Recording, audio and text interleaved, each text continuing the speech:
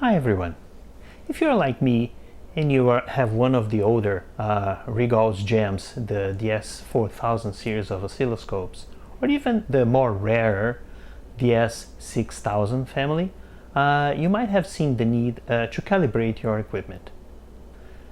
This actually sometimes comes with an extra trouble just because Regal actually recommends using a specific fixture that they use to sell called a CK-DS6000.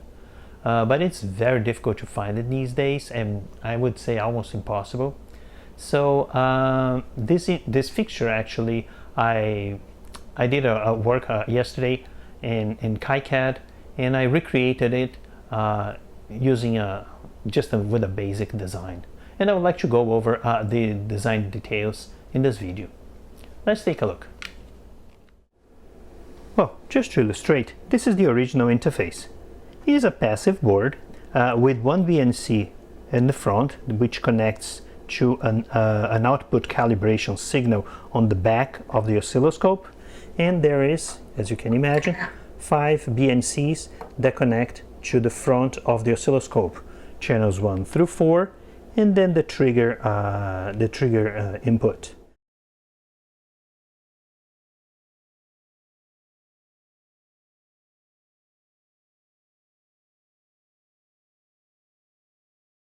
So this board actually is totally passive, as you can imagine. You can see here this is a big ground plane in this back, and then this other side it's more interesting, but these lines are they have the exact same length, just to avoid delays, differential delays across the signal and the different inputs on the oscilloscope on the front panel. And naturally it comes with a longer BNC cable to connect to the back, and 5 smaller BNC cables, BNC to BNC, that connect to the front inputs. All these BNCs have the exact same length, they have the exact same delay in this sense. And the other one, naturally, is longer. It doesn't matter because it's just the output. One thing that it doesn't come with this feature, but I actually found very neat, is to put an L in the back, because then this cable gets a little bit longer to attach. Longer, no, easier to attach to the back without tearing it or bending it too much. But overall, that's it. It's a passive board, completely passive. There's no active components in it, and also doesn't have any housing, any enclosure, any fixture, any standings or anything like that. So it is a simple board to reproduce in KiCad. So let's go take a look at the software itself, how the design was done. Just to show this project, despite I didn't fabricate the board itself, I just wanted to show how it was designed using KiCad.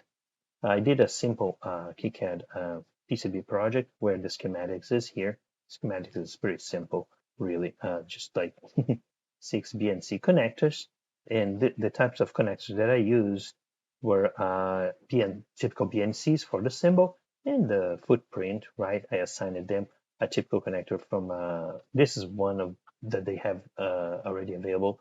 T connectivity is a through-hole connector that is available, despite it says it's obsolete, but any part, the footprint actually matches any kind of a through-hole BNC connector that can be soldered in the board. So basically, that's what I use it for the parts. And actually, the connections are pretty simple.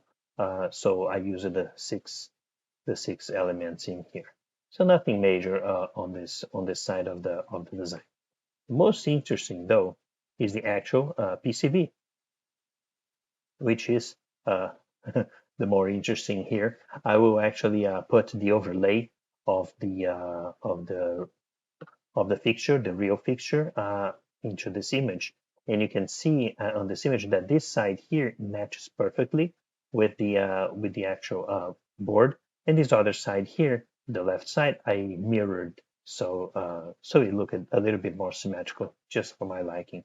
It doesn't matter from a practical standpoint of the signaling and etc.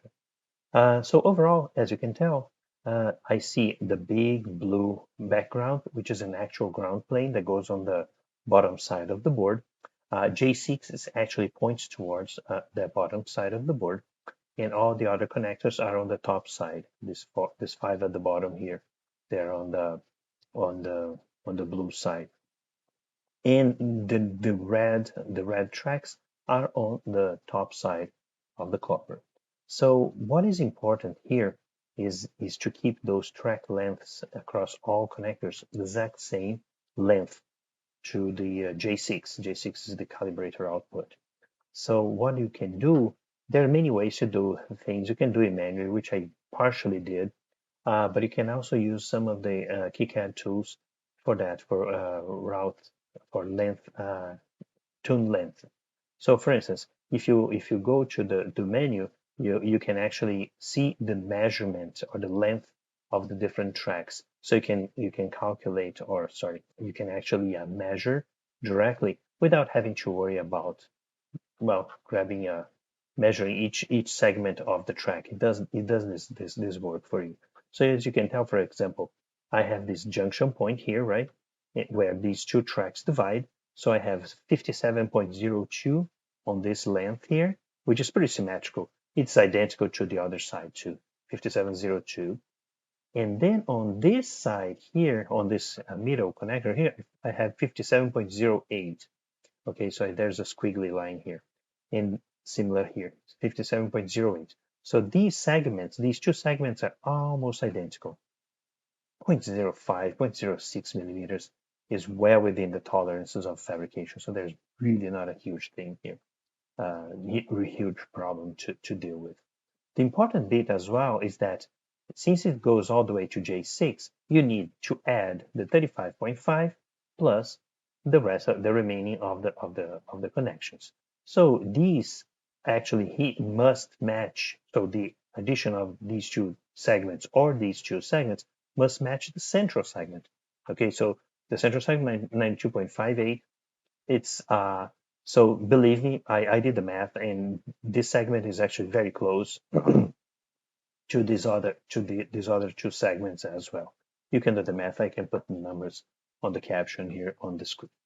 So basically, that's the only most interesting aspect of this fixture. And to create those tracks, you can create manually, naturally. And I actually kind of did that, as I explained before, because I wanted to mimic the board as most as possible. But you can also use the tools that KiCad actually provides for you.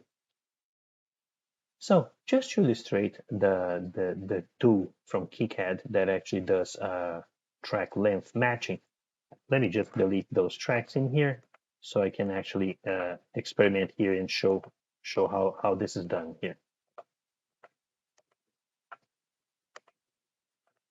I know this is not the smartest way of doing it, and I know exactly. Oh, come on. Okay.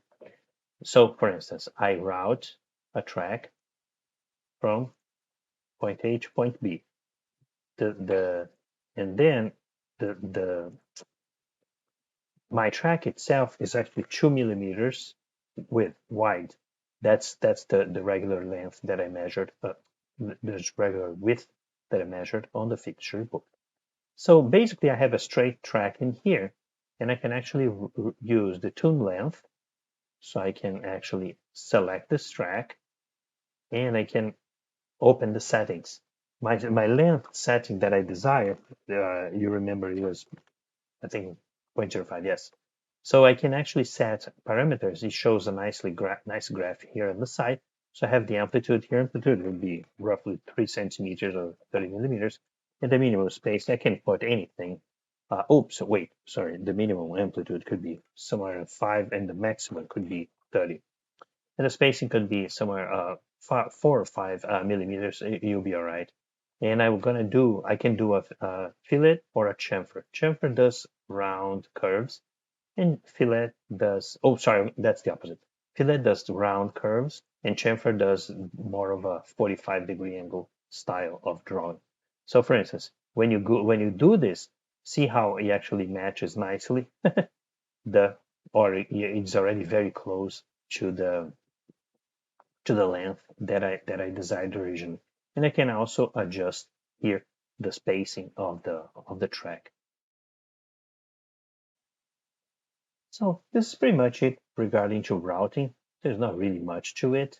There are other aspects of the board itself before you actually send to fabrication that I wanted to be sure that they actually match the original board. For example, one of them is basically the aspects of the physical stack up, or how the layers are placed on the board itself, which this is a typical dual layer FR4 board, 1.6 millimeter, that is very standard, with 1 ounce copper, very standard. So you have the thickness here of all the layers. That's solder mask. Then you have the copper layer, 0.035 millimeters, which also corresponds to 1 ounce. Then there's a typical FR4 dielectric, 1.51 millimeters. And off you go to the other side, to the bottom layer too. So this is pretty much it that you can actually define when you actually, before you send to the fabricator, your board to be fabricated in there. One additional detail as well, that just to be absolutely sure that you actually didn't do anything terribly bad, sometimes you can take a look at the 3D view. This board, unfortunately, this parts, KiCad does not have a 3D. I think don't have 3D models for this part, so you don't necessarily know exactly where they are. But you can notice a little bit something that I actually differently than I said before, which corresponds to the actual board. J6, which is a connector to the calibration input or output, sorry, is actually placed on the top layer. And all the other connectors are placed on the bottom layer where there's the big copper ground copper. So overall, that's the kind of thing that KiCad actually helps you design some of the tools. There's many others. I'm pretty sure that people will comment on additional aspects for it. Oh, and one last aspect that I forgot to mention was actually adding the actual shape, the ground shape itself, which you usually do by placing a field zone here. So you click on Add Field Zone, and you actually define the boundaries of your field zone, and then it fills with a given, with whatever shape or plane of copper pour that you want. And you assign it to a net. In this case, I assigned this net to ground, and everything becomes grounded. It's a big plane. The nice thing about the shape is that it actually will, you notice here, you will do the connections to the ground connections in here, doing the proper thermal reliefs. As you can tell here, this is to avoid solder run away to the plane, but also will already do the proper pull out on the copper, so it doesn't short anything on with the terminals that are not supposed to be connected to that big ground plane. That is a typical tool for these EDA tools, but that's very useful and convenient. Well, folks, that's all I have to say about this design. Very simple, straightforward, but I wanted to show a little bit of the aspects involved in this. See you next time. Hope you have enjoyed.